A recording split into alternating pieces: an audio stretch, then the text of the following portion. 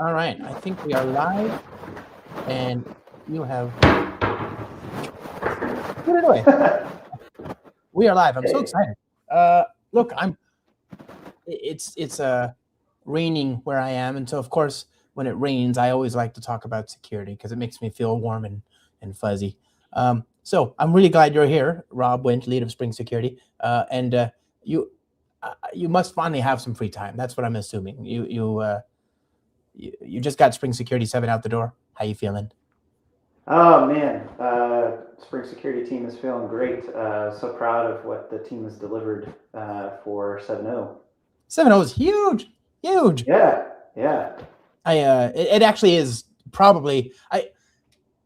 I'll preface this with it's because you merged some other projects, but probably there are more lines changed,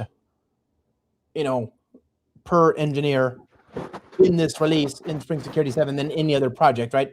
Partly because, as yeah. I say, you folded in the auth server and was it Kerberos? Kerberos. Yeah, like you folded all that into Spring Yeah, Security 7, but as a result, the delta between 6 and 7 is like hundreds of thousands of lines of code. I guess I don't know. I yeah. bet it's a huge release. Can we talk about that? I mean, I'm just like, Spring Security 7 is it's fast.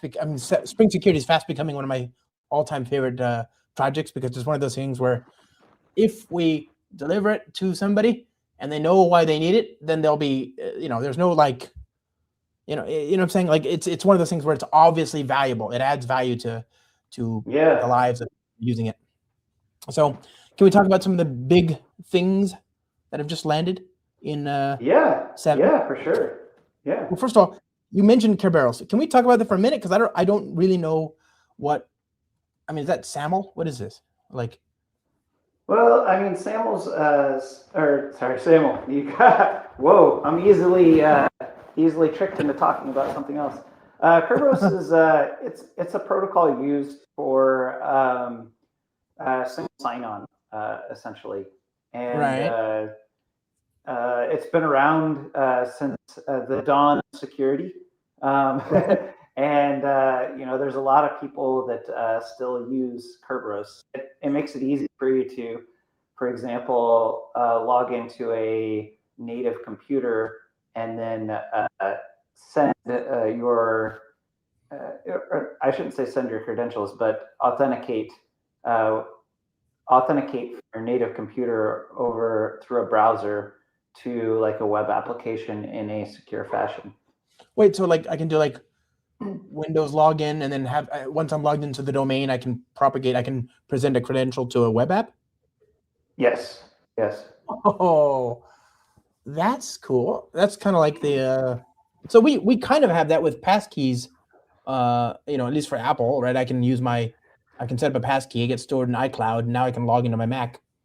Yeah, I think the difference is like in this case, like if you went to like example.com, you wouldn't have to enter like do anything additional. You just visit example.com and it would uh, Oh, negotiate transparently for you. And then then you went to another domain and it would do the same thing. that's So cool. Wait, so does the yeah, does the browser have to transfer or transmit something? Does it have to relay yeah. I mean, information? there's a lot of setup involved, and honestly, I don't think we want to go through all of that because No. I say easily, and there's a lot of setup involved, and that setup changes depending on your environment. So your environment is like most of the battle with Kerberos, getting that environment set up and like determining what environment you have currently because it'll typically integrate with existing systems. Because you think about it, like when I log into my computer Right. for a large organization, it's not just a username password on that computer. It's usually phoning home to some identity management system.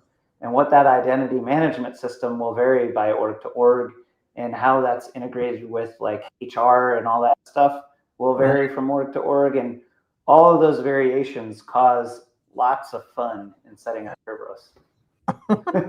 Oh my goodness. So Yeah. part of that, sort of Kerberos related or adjacent, but also more. What's the difference between Unbound ID versus Apache DS, which Apache DS I know to be an LDAP server, but I guess it also plays with as a Kerberos server. Is that true?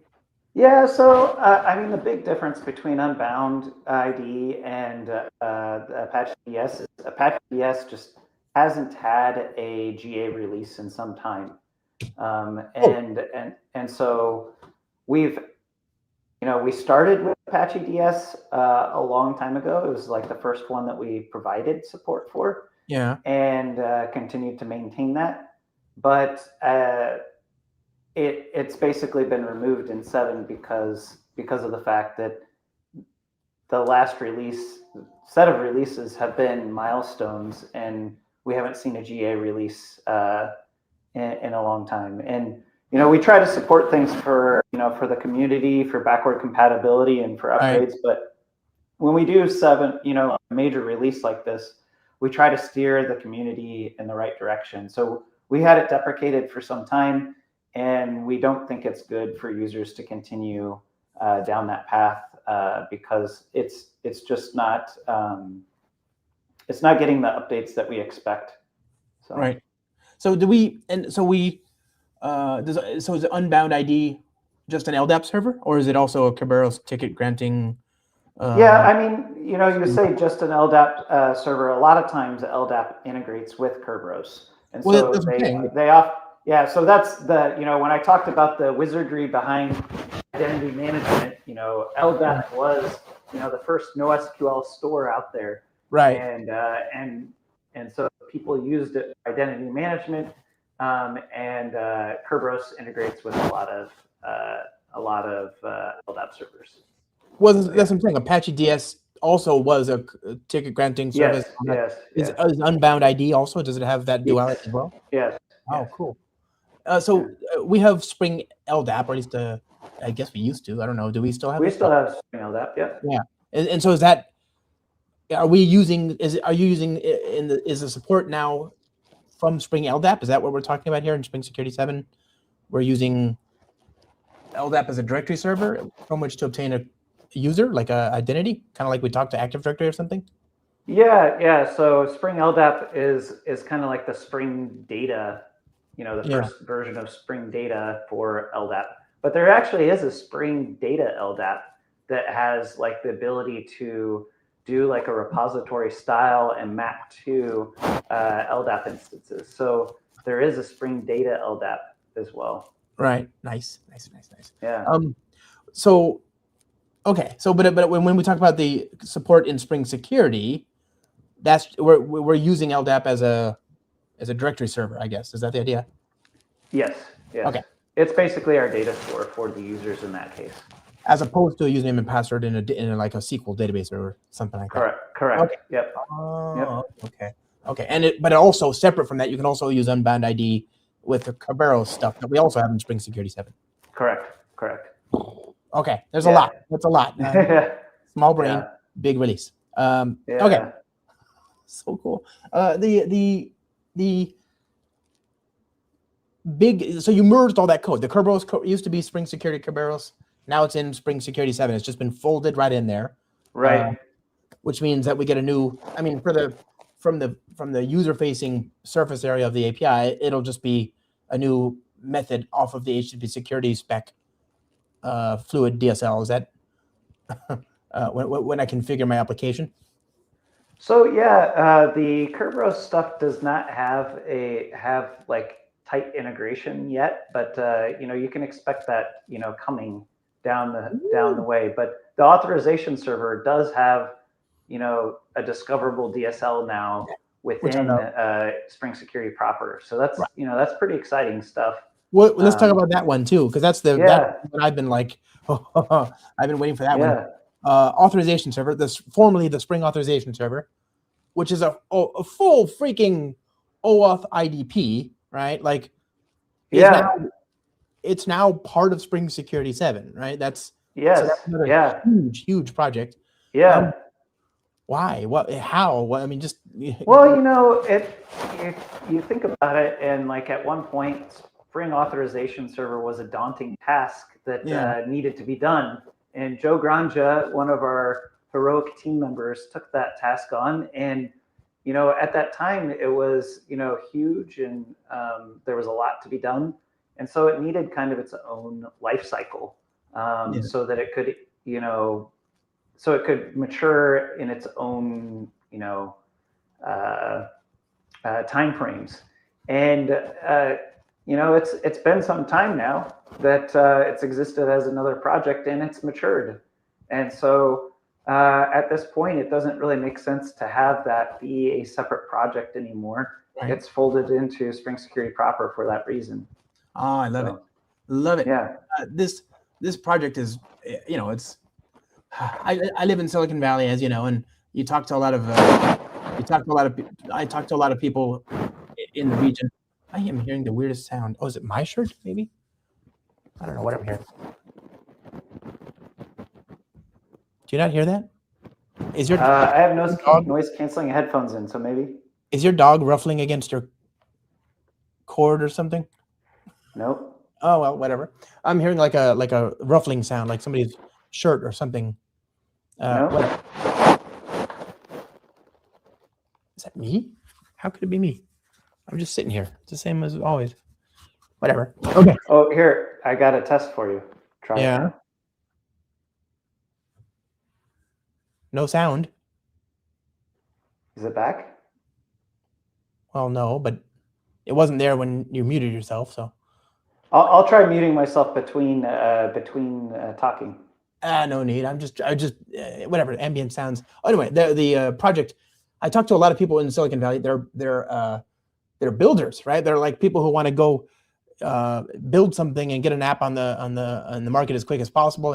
And for them, it's all about like moving really quickly, as opposed to a lot of the people you and I talk to in the rest of the world who are working in larger contexts. And so they're just trying to build apps that are serving a larger organization, right? So it's what I'm saying is there's in these larger organizations, there's already tried and true stories and solutions for authentication and for this, that, and the rest. And so they just have to build a new business thing that solves new business problems, and they have to integrate. That's not the same as a lot of what I'm hearing, what I'm seeing from people in the Valley who are they're starting a new company, basically. They're starting a new organization. This is the first app they're building. And that app needs to do a lot of the things that larger organizations can take for granted, like identity management, right? Large organizations probably have a solution that they've deployed for authentication. Well, you know, I can't imagine they're building software without having some sort of identity management. And it's a really hard problem to solve. And if you're a small company trying to stand up or figure out how to do identity management, the last thing I want people to do in the Valley, especially, is to reach for some of these very ugly sort of halfway implemented projects that you see on the internet and just say, okay, I'll just use that. It looks like it'll work. And so I guess what I'm trying to say is, for me, the Spring Auth server is this really great way for me to have these conversations with people in the Valley and in this context where they're trying to build something and get something out the door really quickly. It's really good code. It's just so easy to use. You get a full identity management solution for every layer of your application, for backend APIs, for the front end, for the for everything. Like it's so good. So that code is now part of Spring Security 7. Does that give us like, when people buy support from us, do they also get support for the auth server, or what happens there? Yeah, we already had support for the auth server in the commercial support. So it was already there. It was just a separate project. The big thing that people are getting now is just like, it's an easier mapping, I guess, between which authorization server and Spring Security version are compatible, is probably a thing.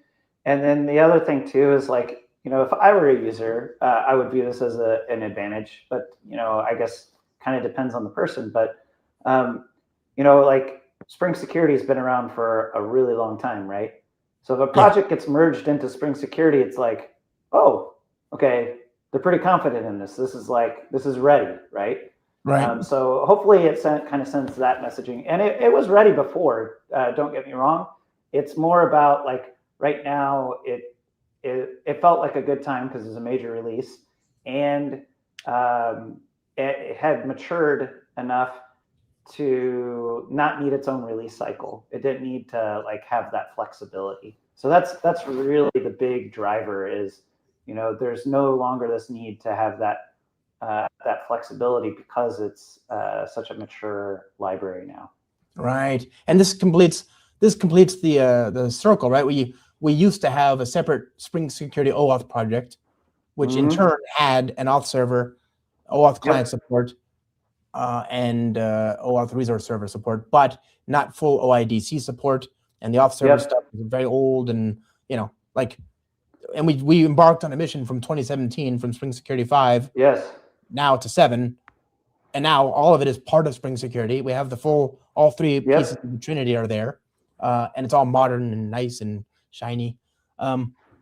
What's next? Are we is there more to the OAuth story these days that didn't exist in 2017 when we started this journey?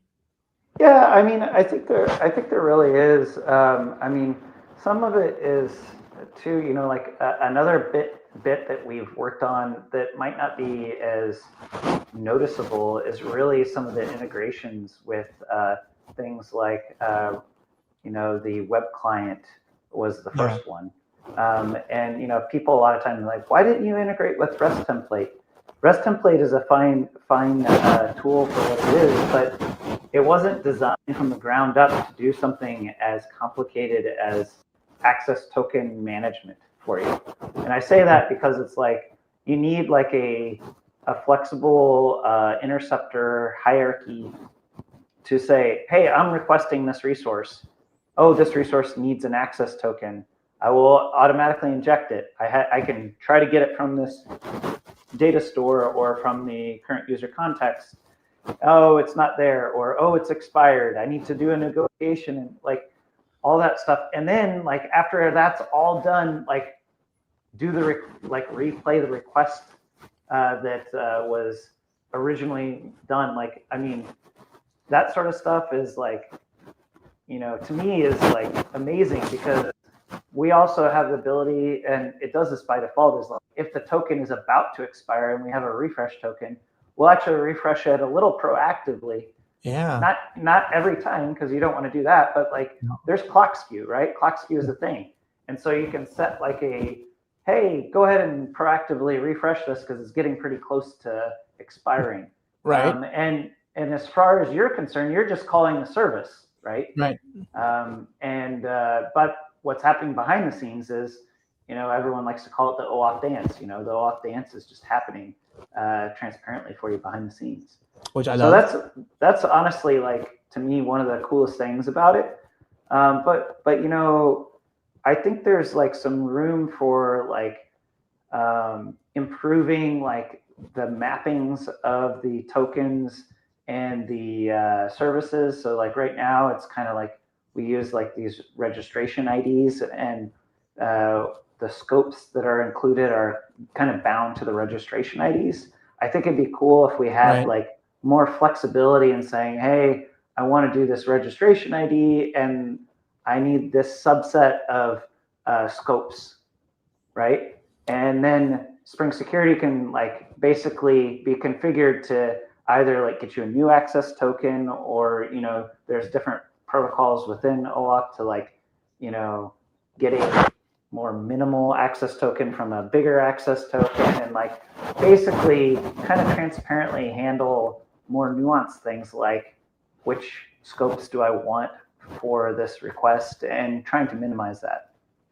I see. So yeah. Oh, which reminds me, that kind of dovetails into another thing you've got in 7, which is the I just lost it because the static is back and I can hear it. I don't know what's the sound. I'll figure it out one day. You have dynamic registration, right? You've got the new support for registering clients in OAuth 2 dynamically. Isn't that OAuth? That's OAuth 2.0. Is that 2.1? It was 2.1. Yeah. So yeah, that is you're right. That is in there, and that's really to support the whole efforts behind the MCP servers, right? Oh, so, yeah. Yeah. Look at that. There we go. So that's another thing. That's a big feature. You can use it in other contexts, but it's going to be really useful I think, like you say, in that MCP. Yeah, for sure. Yeah. And the idea is that you could, the idea is that you have right now a static, what is the use case there? Let me think about this. What does that do? It basically allows you to, as you're provisioning stuff, to dynamically register whatever is being provisioned. So okay, so normally you have a self-service form or something. You go to like developer.twitter.com. yeah. And then you can now connect to that OAuth IDP using that client information. You're saying I could programmatically do that? Yes. But why? Wait, do I need to then have a password? Like at some point, something has to be trusted, right? Like, does the client have a password it needs to know to be able to register? Well, that's part of the registration protocol, is that it negotiates that. Ooh, okay. Yeah. So because you don't want just any old random client, right? You want to be able to say, hey, do I know you? Yeah, okay. Yep. That's so awesome. So this is stuff that super useful already, and I can't wait to see what'll happen. So let's see.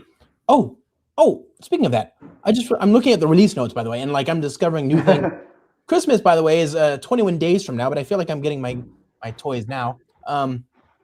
OAuth 2 support for HTTP service clients. So is that the declarative interface-based clients?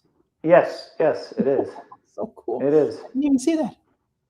That landed. Yeah, already. so that's a pretty fun one too. It's and the thing that I really like about this is we already had support for using web client and REST client with the OAuth support.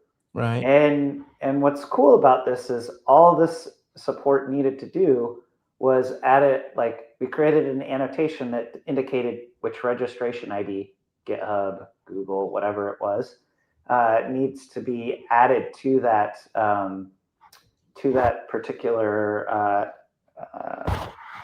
method call. I say method call because the interface is a method, and then that maps to a REST endpoint.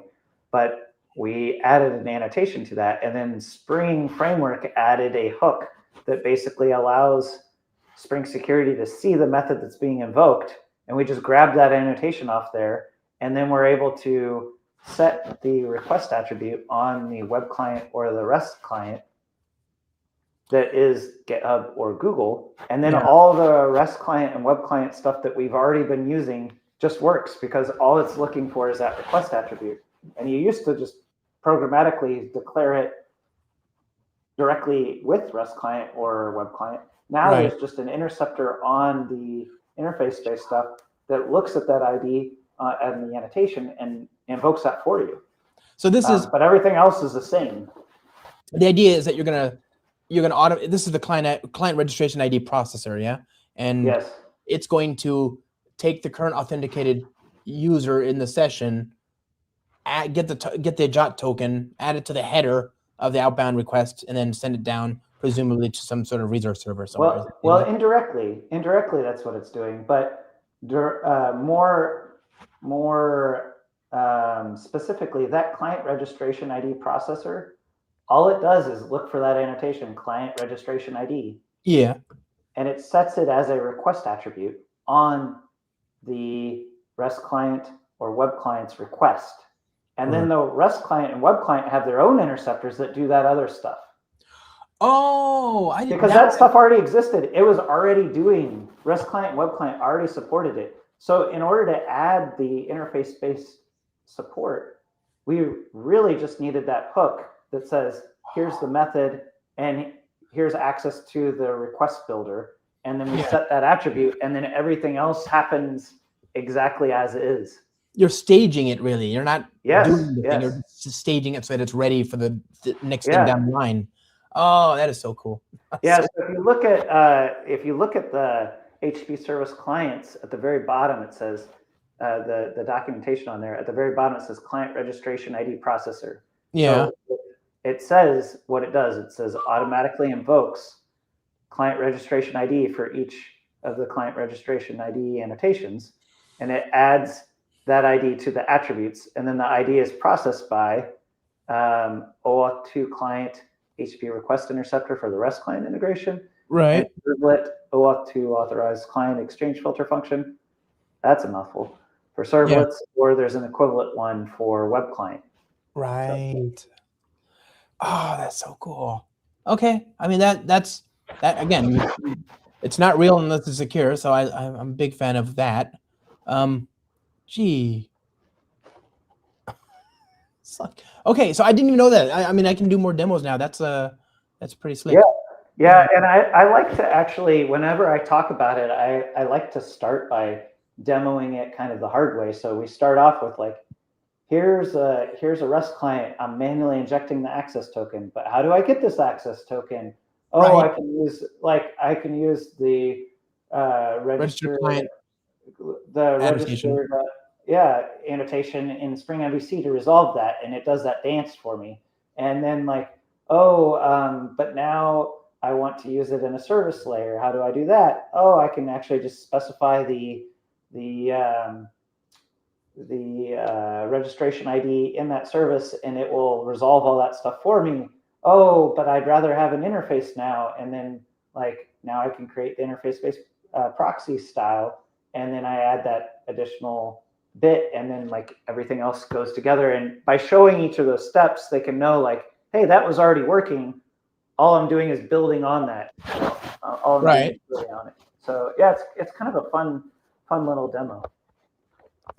That is awesome. Like I'm a that kind of stuff is, it's secure. It makes the usable ease of use that you get from the declarative interfaces secure, which is, it's now productivity. I love that.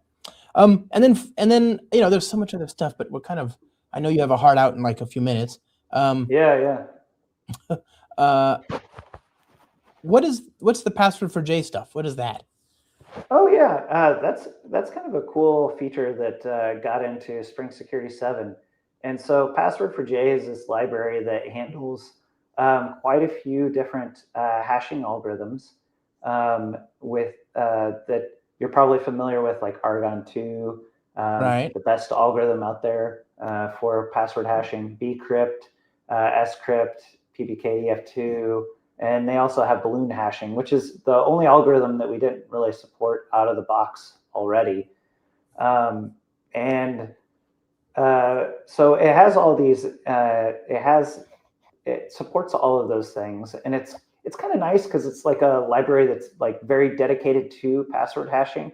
Right. It's not like something that's like a little more complicated because it's trying to do a lot more things like, Bouncy Castle is how we implemented Argon 2 in the past. And Bouncy Castle is, a well-known project, but it tends to be, it tends to be a little more to grasp because it tries to do a lot more things. Like even their password hashing, like it tries to integrate with like the built-in Java APIs if you want, or optionally you can use it directly, and it has like a lot more bells and whistles, whereas this is kind of just like, hey, this is what we do, this is all we do, and we do it well. It's so good. So if you want to use we use bcrypt. That's the only one that's supported out of the box with Spring Security. Yeah, with no external dependencies, bcrypt is the one that we support, correct? And that's pretty good. But you're saying if you could have the best, it would be Argon, and that's only right now available either through Bouncy Castle or through Password for J. And correct. Okay, nice. So you still have to add a dependency, but they're both venerable, tried and true, workable solutions. Yes, exactly. Yeah. And finally, what is this? I thought there was already support with. I thought we had support. It says there's this little line item here. It says added support for authorized objects for Spring data types. I'm not sure what that means because I thought there was already a way through a spell to get access to the current principal and all that stuff. Yeah. So this is more about like if you remember our method security, we'd have methods on beans that you could secure, right? So you have like Josh's repository, and then you could say pre-authorized or post-authorized, and that was pretty nice because you could add method security to your beans. But we also add an authorized return annotation. The authorized return object. Are you familiar with that? Yeah, so the object being returned by the repository can then also have annotations for security. Well, that we've added some better integrations with the objects being returned by Spring Data for the return types, because those are like proxy objects, right? So proxies can cause you some fun. I'll just put fun in quotes there, but so proxies can cause you some fun. So that's really what that's about. Oh, okay. Yeah, this is, it's, again, going back to that context of people are trying to build SaaS based businesses, and multi-tenancy it's huge. It's like the number one. Yeah. And so this is how you get there, is having pervasive integration between security and my data access layer. Oh yeah. So good. Oh, that's so cool. I can't wait to try all that stuff out. Just an amazing release. I can't believe all this stuff. I mean, just Kerberos is there. We got Spring Auth Server, my all-time. I have a 75% done book that I'm just going to have to update completely to use the new Spring Security 7. It's all about Auth Server. I love that project. So much. And for those that haven't really dug into this, I think we just barely mentioned multi-factor authentication. So that's like the coolest part of it. Like, that's been a long time coming, and my colleague Josh Cummings did excellent work on multi-factor authentication. So hats off to him.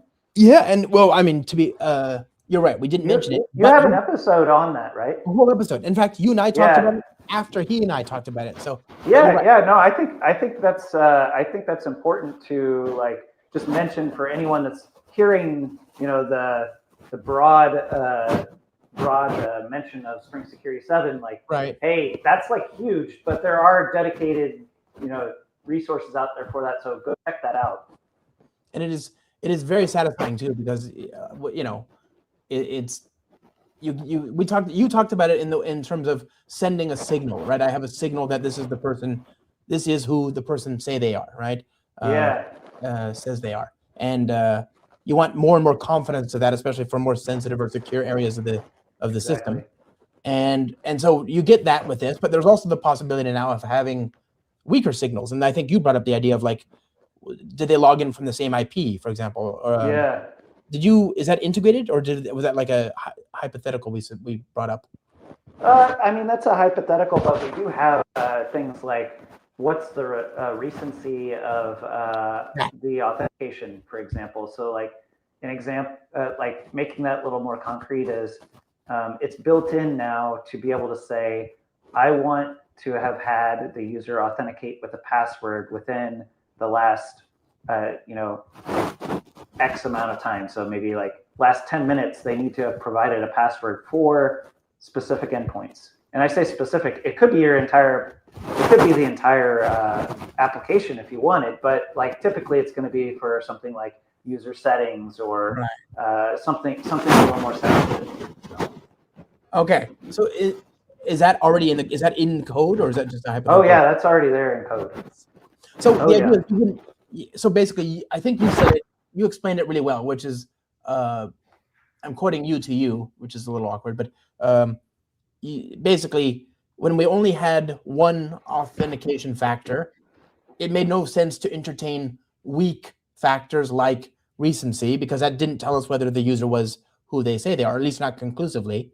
So, but now that, or maybe I'm quoting Josh to you, the other Josh. I don't know. Either way, one of you explained it like that, and then said, but now that we have multiples, we can have strong factors like passkeys and one-time tokens or logins or whatever. And in addition, we can enrich the signal by having these other slightly weaker signals about recency and whatever. And you can say, I want all three of them, right? Yeah. And that's amazing. So does that recency one has no, the user doesn't see it, right?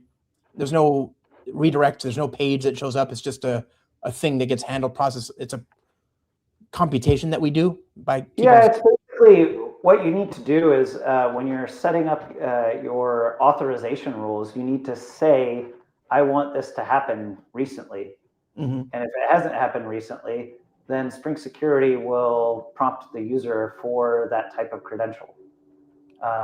So like, yeah, so that's basically what it amounts to. Like, if you look at if you look at the documentation, you could search for multi-factor authentication, and then you'll see there's a specifying a valid duration within there, or something to that effect. I can't remember exactly what it was. Right. And there's an example of saying, oh, I want to have like a rule for password within 30 minutes or a password within 2 hours or something like that. And then you basically can say for user settings, I want to require the password within an hour. Or I can't remember what durations I chose, but you can say specific amount of duration for the user settings, and then like any other requests might just be authenticated, and I don't care how recently it was. So. Right. Wow. Okay. So what you're doing is and this is also using the new authorization manager, which is that part's not new, but I don't think I've seen the authorization manager factories before. Is that new? Yeah. So yeah, the authorization manager factories is just like a way of easily doing multi-factor authentication. It provides like a builder-like API to create an authorization manager for multi-factor, and so. Yeah, it just has some convenience mechanisms on there of like, I want to require passwords and for that password a certain duration, or I want to say you have to have password and one-time token, or password and passkeys, etc. So, yeah. That's awesome.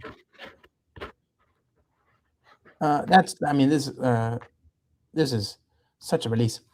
My friend, this has been like I'm just looking at I can't even conceive. I can't believe time has flown by so quickly. Yeah, I know it's quick.